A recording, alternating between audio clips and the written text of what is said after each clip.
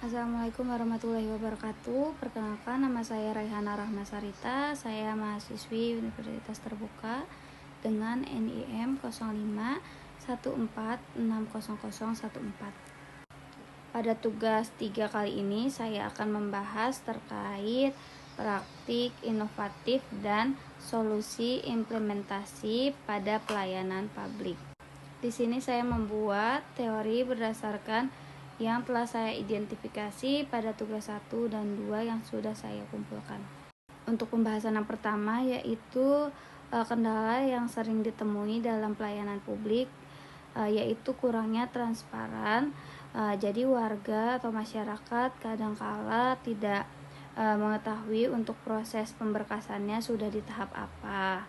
Kemudian di sini alur layanannya berbelit, membutuhkan bolak-balik atau membutuhkan waktu yang ekstra untuk mengurus berkasnya. Lalu waktu penyelesaian tidak pasti dan tidak ada standar waktu yang jelas. Jadi tidak ada ketentuan untuk waktu yang berjalan ya.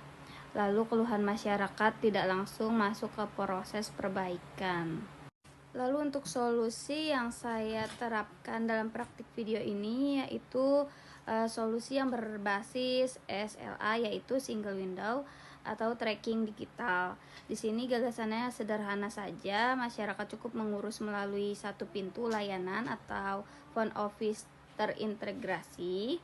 Lalu setelah berkasnya diterima, warga mendapatkan nomor layanan. Status layanan bisa dipantau melalui tracking, misalnya formulir QR yang membuat status diterima, verifikasi, revisi bila perlu, lalu yang terakhir finalnya.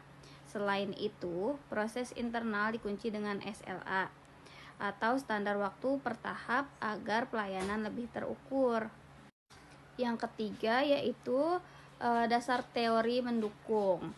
Yang pertama, New Public Service atau NPS. Intinya pelayanan publik harus berorientasi pada kepentingan warga, akuntabilitas, dan partisipasi. Dengan adanya tracking berstatus informasi yang jelas, warga mendapatkan hak informasi serta informasi lebih adil dan akuntabel. Ya, yang kedua itu servqual atau kualitas pelayanan. Baik, untuk bagian keempat yaitu praktik implementasi atau langkah nyatanya ya.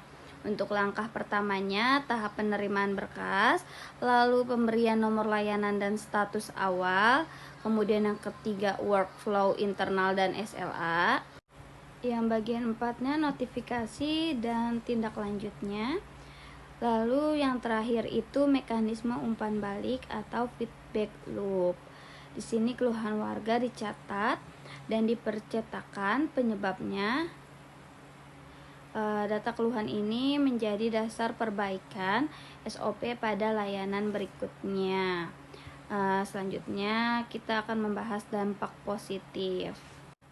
Untuk dampak positif yang pertama yaitu transparansi meningkat karena warga tahu perkembangan status berkasnya. Yang kedua, proses lebih efisien karena pre-check mengurangi bolak-balik berkas.